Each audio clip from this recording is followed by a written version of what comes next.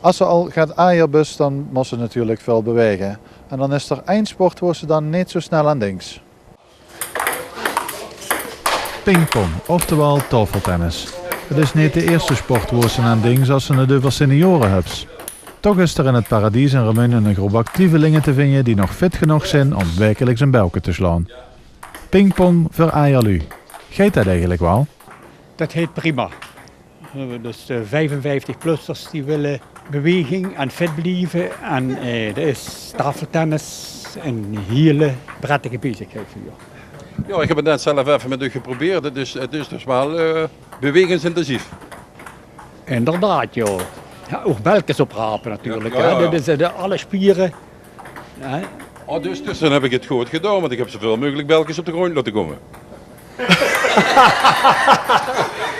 Ik heb ze niet geteld, maar het ging toch redelijk. Maar even, hè. Ja, ik kom nog een keer terug van een complete wedstrijd, maar dan moet het ergens om gaan. Af en toe is het ook fanatiek hier. Hè. Maar vooral ook de gezelligheid en dan de mensen zich treffen. Hè. En er werden ook over andere dingen gesproken. En, het is echt sportief, maar ook gezellig.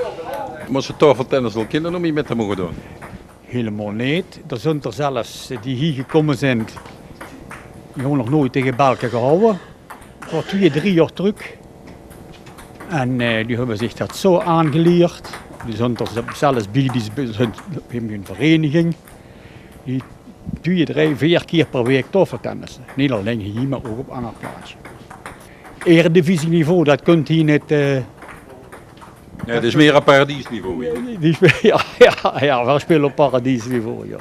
Dus je kan iedereen naartoe komen om elke maandag een putje te komen pingpong. Elke maandag en elke zaterdagmiddag is het hier tafeltennis. Nou, dat is zeker aan te rooien. Ja. Ik heb ook niet goed precies zo tegen. Dat is de gang.